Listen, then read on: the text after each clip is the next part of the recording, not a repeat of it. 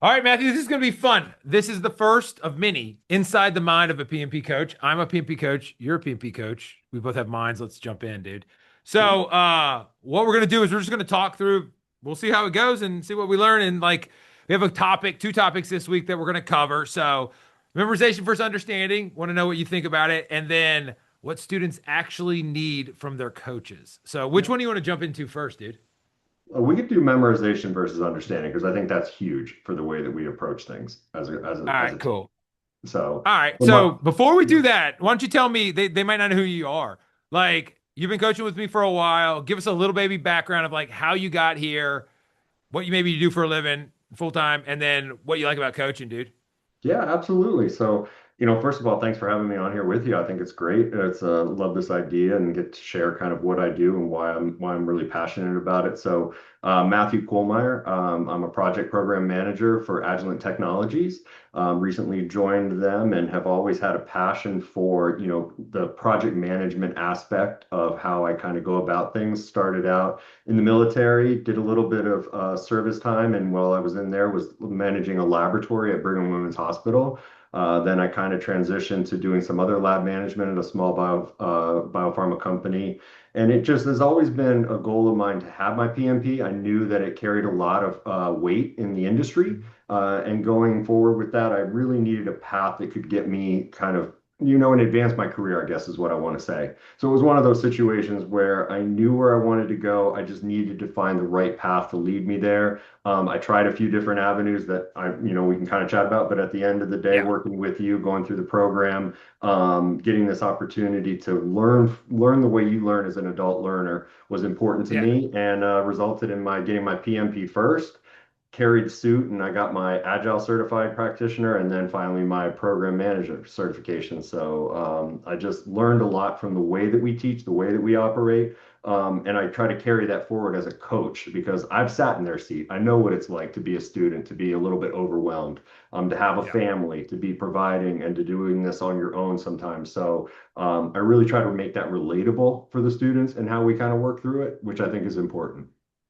Oh, 100%. And the fact that like we don't hire outside coaches, we all internal. So it's all internally grown except for me. But like and it's good that you're like a practicing program manager, project manager, been up through the chain. I think it's important. Like as we talk through it, like do you think when you go through and you're coaching people, like if you were just a coach 100% of the time, do you think it would change how you do things, or is it good to be like in the field thinking and working, or what do you think about the coaching side of it that way, dude? I think it's good to be out in the field because you can make it relatable to what you're seeing on the industry. And you can, as I work with the students, I like to know what industry they're in, what sort of challenges they are, because I want at the end of the day, it's all fine and dandy to learn how to pass the PMP, but then how can you make it relatable to what their work is going to be and how can they turn it into something that's going to be beneficial for them? So knowing what the industry is doing and how things are moving, I think is exceptionally important. I Right. think you can be a great coach and help people get just their PMP if that was what somebody was really good at. But being out in the industry, knowing the way things are going, is always a beneficial because now you can tie it back to something that's going to help them in the long run. Yeah. Yeah, and even like before this call, we were just like showing new stuff that the boys are building with me, and it's like, we're building our site, we're continually improving it, we're going through sprints, we're doing all this stuff, and it's like, you know, and I have to manage all the like the product owner side. So it's fun for us to say like, oh, you're teaching agile, and then like you're doing it. So like, it's not some ivory tower thing. It's like, we got a sprint review on Monday, so it's like we got to roll. So let's go. Yep. So let's jump into the fun stuff like memorization versus understanding. Lots of dudes out there are like, just pound your brain, get it down, do all that stuff. Like, where do you stand, or how are you thinking about this, dude? Yes, and I think that this is one of the areas that when I first started this journey to really say, hey, I want to get my PMP certification, I made the mistake of I picked up the manual at the time. I was like, okay, here's the guidance document, here's what I need to learn. If I hammer this into my brain, know what all the definitions are, all of that, I'll be good. Yeah. It really became clear to me very early on after I did a practice session that what I was trying to cram into my head definition wise was not sinking in logically. Like I couldn't make the connection. And I Yeah. think it really came down to sometimes when you memorize something, that short-term sort of commitment to it, you're not really fully grasping the concepts. You're not able to then transcend to be able to say, okay, listen, now I understand how I can apply this. You're just cramming it in there for regurgitation. And I don't think that this exam and the way it's structured aid you in that situation. You really need to have the logical base and you need to be able to comprehend why things tie in the way that they do. And I've learned that. I learned that through the program that, realistically coming in less about definition, less about things that you want to really like commit to that short term and how does it all really apply out? Everything that I've done through my coaching and everything else has been focusing on committing to let's get the broad understanding. Let's talk about it. If you could take and write something on a napkin that shows me how you know how to do agile, that's awesome. That's showing me that you're not just putting down things for that. You understand what each of the ceremonies mean. You understand what why it's all happening there. So that kind of helps me to grasp, okay, well, this person's really getting it. They're logically making the connection to why we do certain things, not just that it's a part of it and that's all I need to know. And I think that that's really fundamentally one of the biggest challenges that I see with the students is especially ones to be fair that have come in from other areas maybe that tie into us and we say, well, we're going to do this a little bit differently. Yeah. I'm an animated person. I get up there, I doodle, I draw, I do all sorts of other stuff. And I Right. try to make it engaging, but it's from the point of if I can make that engagement and help them logically make a connection to what we're doing, I think that goes a lot further for how we can do it than simply sitting back, reading what the current volume is and saying, okay, yep, I think I can understand that for 10 minutes and then dump it. That doesn't help anybody. So. Right. Like I know we think about this a lot and like we deal with a lot of different students. What do you think? Why do you think like is holding people back from that kind of like is it just not awareness that like dude I need to understand or is it like a fear of failure or do you have any idea of like why this stuff kind of happens or anything? I think it could be a combination of a number of different things that are there. First of all, I'm not really sure that people that kind of go on this journey that want to get it really understand what the exam is like and how PMI is going to challenge them from that perspective. So I think it's a misconception there because what you see in the manuals is not really reflective of what you're going to encounter when you get to that exam. I also think that there's a lot of when you talk to students that are coming in and have heard some things, they understand this is a challenging exam. It's a time crunch exam. You have to move quickly through it. It's maybe in a stressful environment for you. So I think that fear of failure really does play Right. into it quite a bit. That's there. But I think if you can get around that and get comfortable with it in some of the processes that we work through as a team, I think it really does give them a foundation that they can go out and start to execute. And we've heard that a number of times where it's like getting Yeah. into the exam, they settle into what we're trying to teach them and what we've done, and they kind of feel comfortable. They take a deep breath. And then they start rolling, and then they come back. And, people that have told me in the past, I'm really worried about the time. And then after they pass, I said, well, how'd you do on time? I had 45 minutes left at the end. I was like, of course you did, because you were confident. You were rolling through it. You did Yeah. great. You got into a good rhythm. All those things that are so important that it demystifies it in their mind and gives them a foundation to kind of keep moving forward on it. Yeah. It's always fun because I audit classes occasionally. We record some random ones and other stuff like that. And I've seen you teach a billion times, I've done it with you. Like, do you know where you're like, don't take offense or anything. Like, we both have like similar styles but different, like creative, drawing stuff, make some do you know where you're when sometimes when you're like talking to a student, do you know where you're going? This is a weird thing to ask, but like we were trying to explain and coming up with different examples. Does your brain, oh, I'm going to do this, or how does it happen? I'm more like, how does it happen for you? Because I don't know where I'm going sometimes. I'm the same way. I'm the same way. As and just the way I am right now. I got to be more organic. Like I'm not that structured a thought process Yeah, person. Like, I need to be more organic and I need to be able to read the room, read how they're interpreting things. Hey, is this a good night for them, bad night? Like how things are right. moving, those types of things. Like everybody's different, right? And you can set in with the best of intentions on something and it's just not delivering and you've got to turn around Yeah, and just change the focus and just keep navigating them through it because at the end of the day it's so important for them to feel valued and to feel that you're there as a support for them. So however I can get from that point where, they've just met me, or maybe the evening's going a little bit weird, to, okay, hey, they know that I got their back and I'm here to support them through this journey. Right. No, no, we're not talking about individual. I'm gonna ask questions as they come out of my brain. Do you have a favorite type of student? Like, don't say a name like Joe or Jane, but like, do you have a favorite type, or do you have types of students that you can you read them or anything? Or like, I know you can read them, but like, Reading them's gotten a lot easier. Definitely at this point can read them. I do have my favorite type is the type that comes in thinking that, hey, I've done a boot camp and I know a lot about PMP, and I'm almost here to teach you what I know to mm, see if it validates what I'm gonna do on the exam. They're my yeah, favorite type, because then when they start seeing how we operate and how we do things and how we move through things, and it's like it almost comes to a moment, and I've had people tell me this. I've had some where they're just like, wow, I had it wrong. I had it wrong. And I was like, I know you did, but you had to get there. You had to get there right, as a person. And you had to realize that where you were coming in from was what you knew.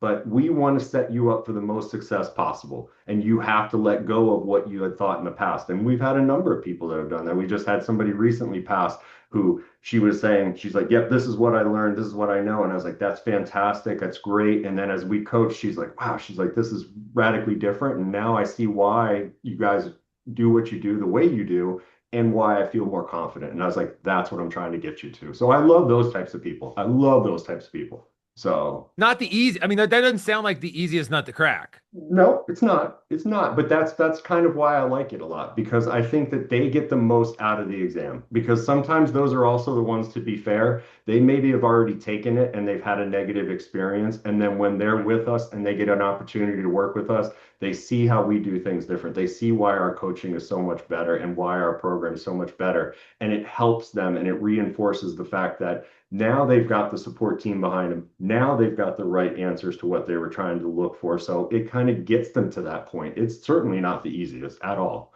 because right. there's a lot of resistance. It's a lot of, but I was told, but I thought this. And then when they finally start accepting and start working with you, it's really gratifying. Right. As we go in there. And like we had talked earlier about like memorization, understanding, and then like what this kind of gets you kind of hit on it. Like, what does the student actually need from a coach? Like, what's your perspective? Because I hear boot camps, I just got off tons of calls. The exam's changing soon. I get calls all day long now, which is great. And they're like, I went to a boot camp, they got through 400 slides, bam, they hit me in the head with it, whatever. It's cool.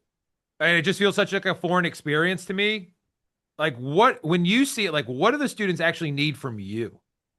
Yeah, and I think a lot of that comes down to really good mentorship and stewarding around, like, they're going to go and they're going to take our program and they're going to work through a lot of the videos and content which your team and yourself have put a ton of effort in.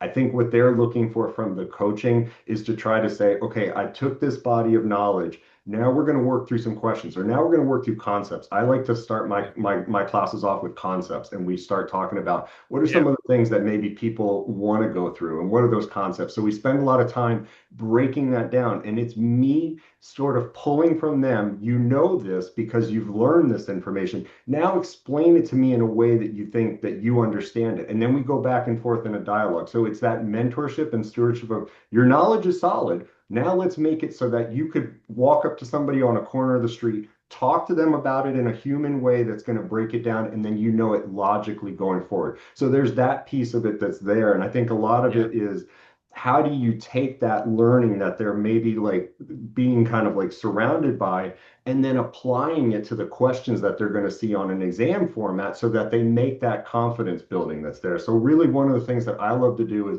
reinforce the fact that they're making a commitment as adult learners, a lot of them, to just come forward, take this time, take this chance on us to go and do this.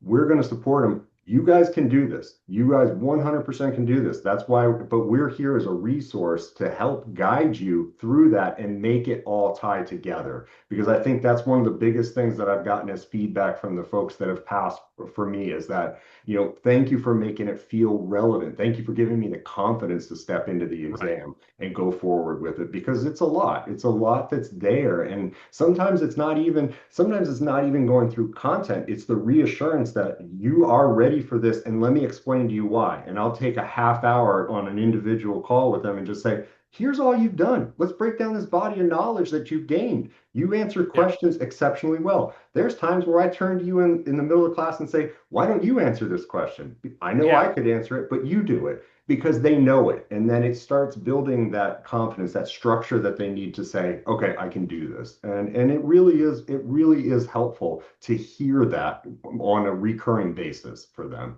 I don't think Yeah. you get that in a boot camp or some of these other things because they don't make that connection around the learning to the application of a question, which is so important.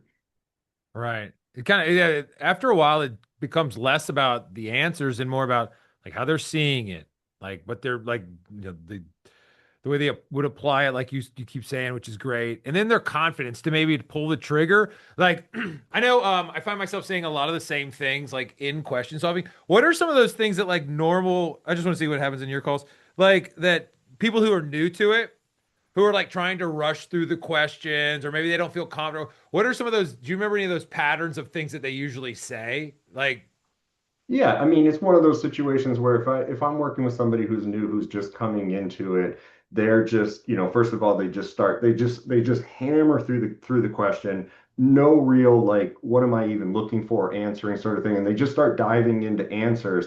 And most of the time, what I see is them kind of looking at it from a standpoint of, okay, and biggest thing I hear and that we have to focus on in coaching is, well, in my day to day, this is what I'll do. This is how yeah, I'd handle this.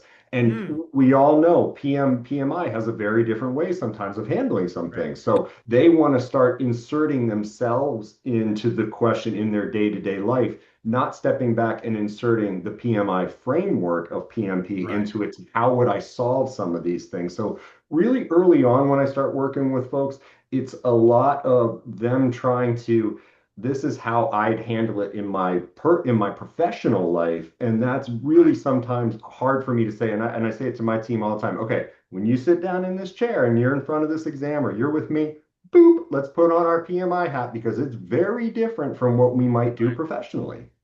And sometimes it's like you work in a certain industry, I used to work in different industries.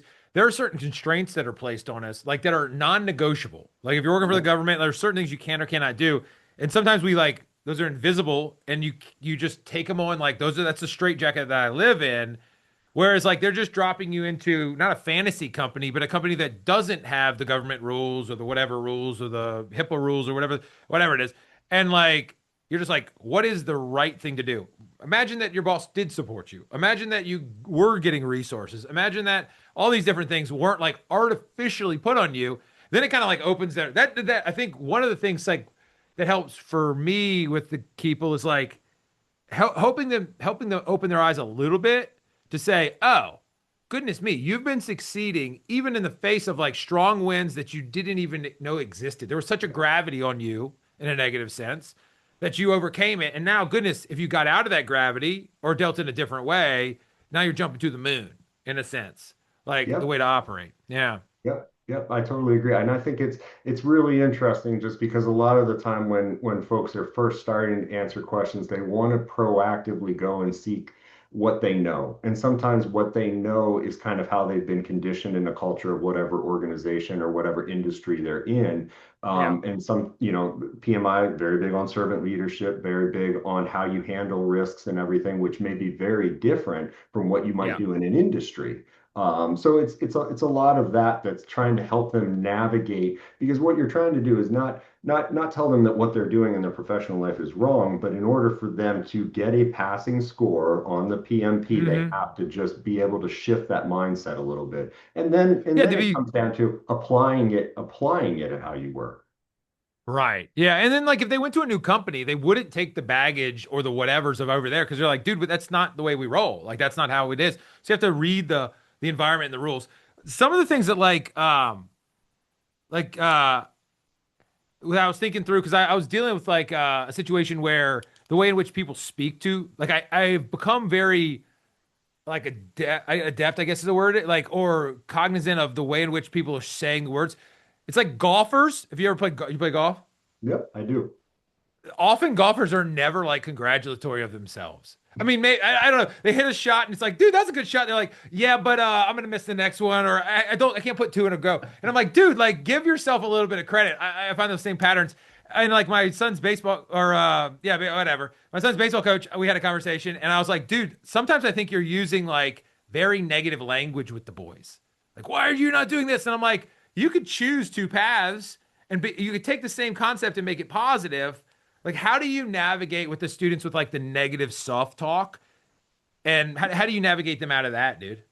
Yeah, and that's one of the things that I think you got to be aware of as a coach. Like as you're working with them, you've got to be reading it and really be in tune to kind of, this sounds harsh, but you got to be able to shut it down somewhat quickly because they can start Right. to spiral. They can start to good, especially in all honesty, especially as people get very, very close to taking their exam, they're Yeah. looking for why they're not ready. They're looking for, Yeah. oh, I took a quiz and I didn't get the score I wanted, or I went through a hard question session and I got two wrong, and it's like they start fixating. And I was like, yeah, you got two wrong, but you got two wrong out of 12. So you did exceptionally well. You're doing well. Right. And the two that you got, well, do we know why? Yeah, I made a bonehead. Okay, so realistically you did great. So it's trying to shut it down very quickly and turn it back exactly to what you said. There's two paths that you can go here. Let's focus on everything you're doing really well and on the things that maybe you didn't get what you expected. What did you learn? I turn them into Yeah. learning opportunities. Yes. Always turn it back to learning and be like, that's fine. Don't read too much into it. What did you learn? What do we need to cover maybe a little bit more and go forward Right. from there?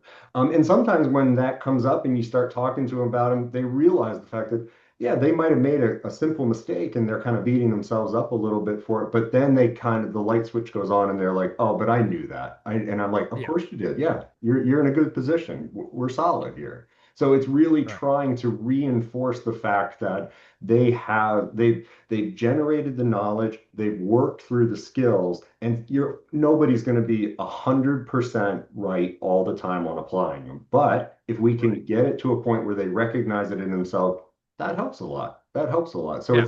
it's taking that negative moment and turning it into a teaching that says, hey, but let's work through this a little bit and show me, and what did you learn? How are we going to apply it? How are we going to make it different? As soon as they make that, it stops. The spiral stops. Agreed. Yeah. That's awesome. And one of the ways additionally that I do it a little bit just for fun is like they would never speak that way to other people. Like in the coaching calls, they're very congenial. There's a lot of support. Everyone's got their cameras on pretty much. And there's a lot of support. And they're like, congratulate. It's the best things like when the people come back, like Afira just passed. I don't know if she came back to your call yet, but like we just did an interview and um like like they when they start coaching each other and giving perspective, they're never critical. So if we can get them in that mode where they're just like junior coach, Yep. like that's it seems like the language changes, the perspective changes, it kind of raises the mood of the room a little bit, you And know. I'll generally try, Scott, on my teams and my calls to, like, if I know somebody, let's say, is going to be taking an exam in the next week, I'll try to Yeah. pull them into, when we kind of say like, hey, do you want to phone a friend? Well, I take that option away and I'll say like, hey, Scott, you're taking it next week. Why don't you answer this question? You're going to be his buddy, Yeah. and I'll fill them in on that all the time because I think what I'm looking for is that opportunity for them to make that connection again, that they know this material and how solid they are on it, Yeah. and by helping somebody else out at that critical stage of them kind of getting to it, getting to them ready for the exam, I think it's so important because at the end of the day, then I follow up with them and I say, you did awesome. You helped that group Yeah. so much and you led. And this is why I have confidence in you going forward on this exam. So, 100%. Yeah, like I can remember when I got started, like it was just me. And so like I had like one student, like Melissa. Then I had Kelly and Melissa. And then I had Kelly, Melissa, and somebody else. And then I had Rachel, and then another Rachel. And then like when one of the Rachels, early Rachels, was like she was taking the test in like a week, and I was like, hey, I got a new person in. It's just me alone and dreams and stuff. And then she was teaching the other one. She's like, I haven't passed yet. And I was like, don't tell them. But like, or tell them, I don't care. You're gonna pass. It's already over. But like once she was teaching and then it was over. Like she just took a different mentality. As we go through there. Dang, I had a good question. I lost it, dude. But keep going. Dude, I was like, my thing got in the way. Shoot. But yeah, I think that's great as we go through and kind of making the coaches or the students be the coach as we go through there.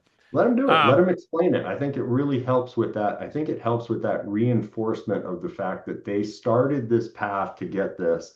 And they started out very blank, very open, very questioning whether or not it was going to work. And here they are, close to where they're going to take it, and they're leading the discussion. They are driving part of the learning and why they see things a certain way and why they feel comfortable in their answers. It's awesome to watch that progression happen, and then right before they go to that exam, I just reinforce that in their minds around this is why I feel 100% confident in you. If you can answer these questions with this group and steer them, there's no question you're on the good to go. exam you can't take. Yeah. Well, I remember what I was going to talk to you about. I was going to ask you, like, honest opinion. Like, you've worked a little bit on like the cohorts where like everybody's marching 10 weeks straight at the same time. And then you've worked a lot. And I feel like, it's comfortable. I can throw anybody with you with our normal like accountability groups where it's kind of like the Waltons or a big family or whatever, where there's a guy getting ready to take the test tomorrow, a guy 2 weeks from now, a guy a month from now, a lady that just in the middle, somebody just started, a trial person. And it's all those. Which environment do you care? Do you prefer one of those where everybody's marching the same, or the raising them up at different speeds? I mean, I'm from a comfort standpoint, I understand my usual mixed bag group a lot better. I Yeah, call them that, but the cohort makes sense. Like, okay, I can help funnel people through at the same pace, but I really like to kind of work with the different groups, and I like to see that progression of, here's somebody that's new that's coming in, here's somebody that's been with me for a little while, and how they progress and how things go, because again, I think that blend of how we get people interacting as a team is really yeah, important. And when I think it's exceptionally important when you bring in somebody new and the first thing that they're exposed to is somebody that just passed.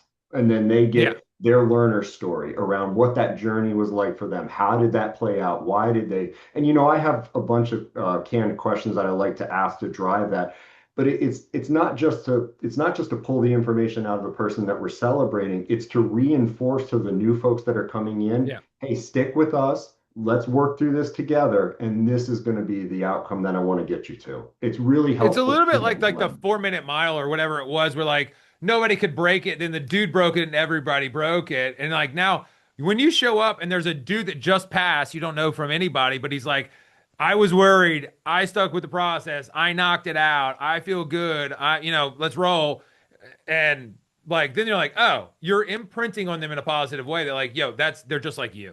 And so Yeah. it just rolls downhill at that point in a good way. It's Yeah. so it's so important, and it's so great to have that moment because you can kind of see these folks that they've kind of gotten into their minds that, and I think it's one of the things that's kind of wrong about the way the PMP is viewed, is that it's this super exclusive, selective sort of thing where it's like I've had people from a lot of walks of life, different learning abilities, Yeah. come into our groups who, were maybe told at some point they hadn't done well in school, or maybe they're not a great learner or whatnot. But guess what? We Yeah. guided them through it, and they got their PMP, the same way. They've seen the success, and they're the best to come back and say, Oh "Look, yeah. guys, you guys helped me. This is what was great about it. This is what we did. We stuck to the plan. I can't thank you enough." It's awesome. That is one of the most rewarding things around it that I've ever had come out of it. So yeah. I love it, dude. Yeah. That's pretty sweet. So I wrote down a bunch of little baby questions like rapid fire. All right. We'll Sure. do these just for funsies. Like, what's the biggest PMP myth out there, dude? That the exam will that if you memorize, you can pass the exam. It's the biggest myth I think I've heard from folks. They can pick up the manual, read it, and basically they'll be good to go, take the 180 questions and pass. Wrong, wrong, wrong. All right. What's the worst study habit that a student could take? Yeah, this is being inconsistent, not following through on it week to week, because we're trying to make those connections. We want that logic to sink in, and what we build on needs week by week notions. Now, that's not to say life doesn't come up and you might have to step away, but if you do that, go back, start over, build that connection again, because what we're building and what we're talking about, you need to have that connection be consistent. Because as you start breaking things up, it gets illogical, and now you're talking about things that are agile based in a waterfall flow, and it's just gets hard. So that's the thing. It's just Be consistent with your learning.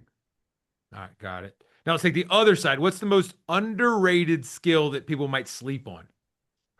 And that really comes down to you as an adult learner being able to understand the fact that you don't need to make a lot of time to for this exam, to for studying and everything else. We're not asking for 8 to 10 hours a day of commitment for this.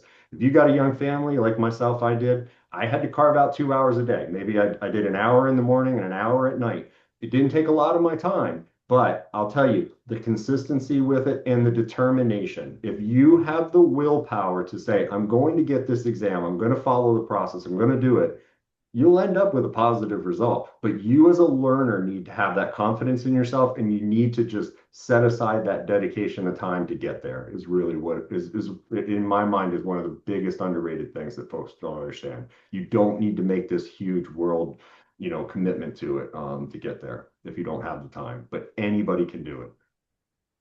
I like it. How do you know when a student's ready to pass? Yeah, and this comes down to working with them enough. So I'm always checking on their flow, making sure things are going well, listening to how they're talking about their content material, listening to how they're doing on test scores. That's, on the quizzes that we have and whatnot. That's important. But I think at the end of the day, there just comes a moment where they're not asking you questions that are at a basic level. They're challenging and kind of stating things in a way that says, this is what I've learned. I'm solid on this foundation, and this is why. And they can start elaborating in a way that's like, yeah, you've taken the content, you've made that connection mentally to why it's important and how it flows. They're on the right track. And then it just comes down to, again, when they're on a call with me and I'm listening to how they interact with other students, one of the best things I see from folks that are so close to taking it is if somebody on a question is struggling with a question and they jump in and they say, "Well, this is how I see it. This is how I interpret it, and this is why I think it's right." Those cues are really they're subtle, but they tell me the fact that this person's got the confidence. They've been doing the work. They've built the confidence with it. They've made the connections.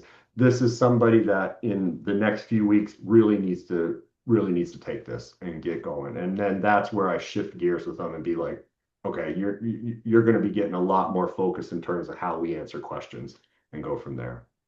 Dude, that's so good. For a first one, I think this went pretty darn well. I don't know how you think, dude. I think we I, can. I think you and I I had could fun. talk all day, man. You and I Yeah, could yeah, talk yeah. all It's day. funny. So, I I still got mean, to get those baseball hats made for us. I'm going to soon. I I, love it, I, man. I would wear it on every call. I I would know wear because it you on you can every you can call. rock a flat brim hat. I don't look good in it, but we'll make the flat brim ones. I You look love good in the it. minor league hats, dude. So I that's love it. cool.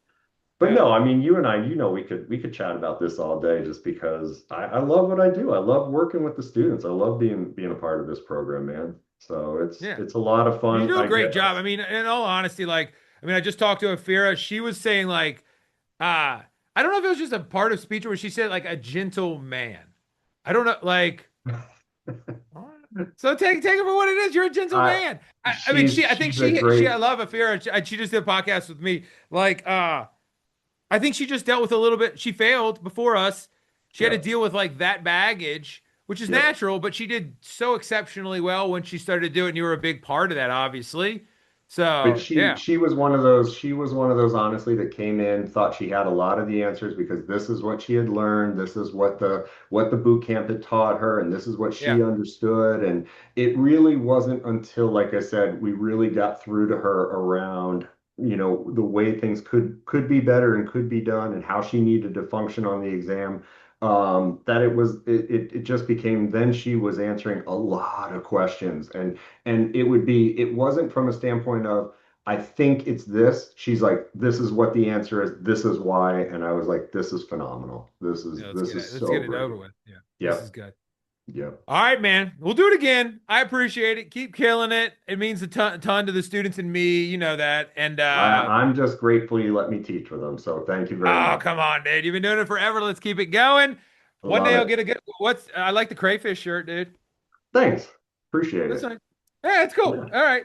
All right, dude. I'll see you later, or we'll get back into another hour talking about PMP stuff. All right, dude. I I'll dig talk to it. you soon. See you Sounds later, good, man. Scott. Adios. Yep. Yeah. Bye.